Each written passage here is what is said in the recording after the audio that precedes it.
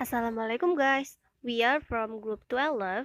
So today we would like to present about assessment for young learners. So my group members are Anisa istifar as the first speaker and me Gusti Asmarani as the second speaker. So Anisa istifar, time is yours. What is assessment? Assessment refers to collecting information and making judgment on a learner knowledge. Assessment and evaluation is different, whereas evaluation is used when collecting and interpreting information for making decisions about the effectiveness of an education program. Two concepts are important when discussed about assessment. They are validity and reliability. An assessment is considered to have validity if a measure the skill it's supposed to measure with a specific group of learners. When examining the test validity, it's also important to determine whether the assessment is valid for the learner who will be taking the test. For instance, test items that are valid for young learners is large. Urban areas may not be valid for children. After we talk about validity, so any reliability is an assessment tool is a reliable if the results are consistent over a period of time. The next is background to assessing your learners. The first is reasonable expectation. Make sure that your expectation for young learners are reasonable. Do not expect children to have better oral language skill in English than they possess in their native language. The second is wait time. When you assess students, it is especially important that you wait at least 5 seconds for a response. The next is transitioning into English, and the last instruction to learners. Tests should assess specific aspect of language use and if children can understand the instruction and format of the test. Unless the aim of the test is to assess the children comprehend direction. The test should have instruction easy to understand. And the last is talking to strangers. Children are usually taught not to speak to strangers.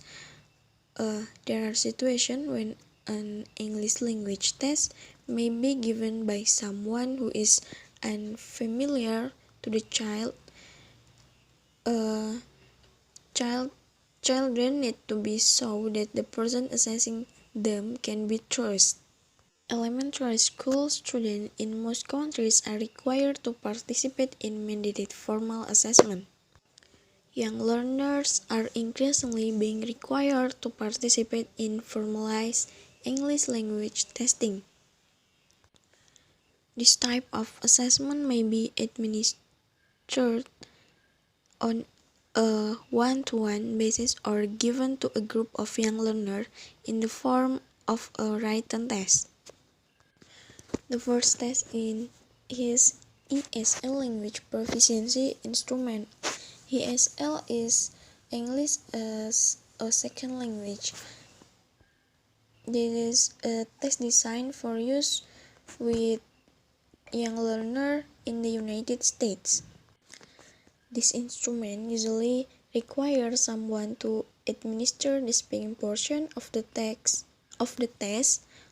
on a one-to-one basis.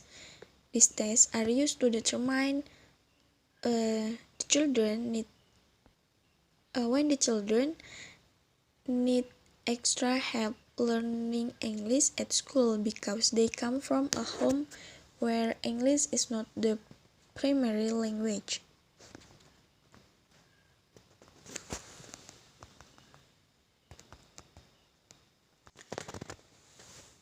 The second one, any Cambridge Young Learner Assessment. This test developed by the University Cambridge ESOL examination. These tests are piloted in many different countries with different learners to assure high level of validity reliability. Okay, next is classroom-based assessment. Assessment should be integrated and reflect the type of instruction taking place in the classroom. Many oral and written language activities can easily be used for classroom-based assessment. Most teaching activities can be used for assessment when there is a criteria including the aim as well as a feedback mechanism. Before using an activity as an assessment tool, it is important to determine what type of assessment information you will gain from the activity. For instance, children may do an activity sheet where they answer questions from a story. Based on the children's answer, you can determine how well they have comprehended the story. We will now look instructional activities which will help you to assess your students' progress in the four main language skills like listening, speaking, reading, and writing. First is listening skills. There are two main components of listening assessment in the young learner classroom. The first is the assessment of phonemic awareness. So, this is the ability to distinguish between different sounds. And the second component of listening assessment is listening comprehension. So, a number of different aspects of phonemic awareness can be assessed. These include the ability to distinguish between sounds, identify words that start or end with the same sound, and recognize rhyming words. When assessing phonemic awareness, you can provide children with a simple phonemic awareness assessment sheet. Look at the example.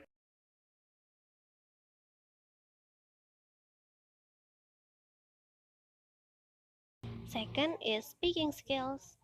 Speaking skills can be assessed by asking young learners questions and engaging them in conversations.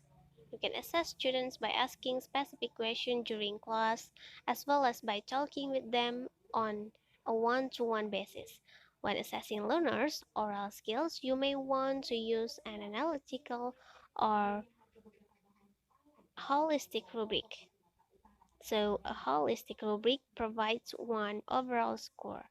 An analytic rubric provides information broken down into different categories.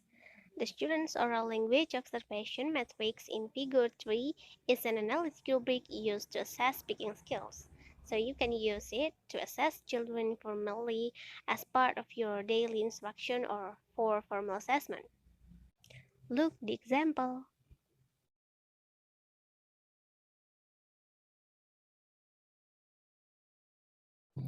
Third is reading skills. Assessing students' literacy skill is a complex process, so it is especially difficult when students are learning ESL or EFL. In addition to assessing if students can decode, sound out, or pronounce the words, you will also want to assess their ability to comprehend written text. So, comprehension questions can be used to determine if children understand a specific reading passage. And other techniques can also be used. One very effective technique is a story map, a graphic summary of a story. So, a story map can help you determine if students understand the main ideas of stories. Two of the most common story maps are the story elements map and the sequence of event story map. Look the example.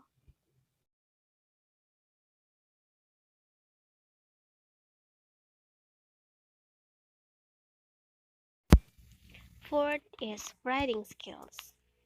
Writing is assessed by eliciting and examining a sample of writing.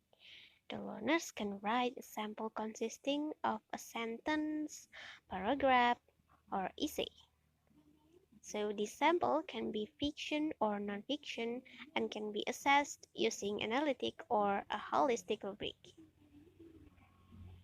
Just as with speaking assessment, an analytic score is broken down into categories, and a holistic score is an overall score. However, the categories for an analytic writing assessment are slightly different from the categories that are used with an analytic speaking rubric. Please look at this.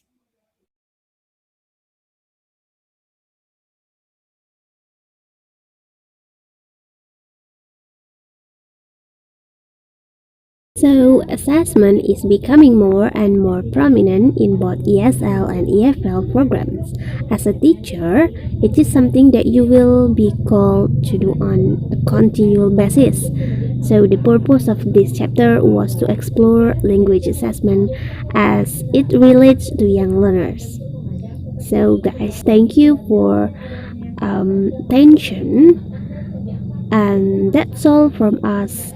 Assalamualaikum warahmatullahi wabarakatuh.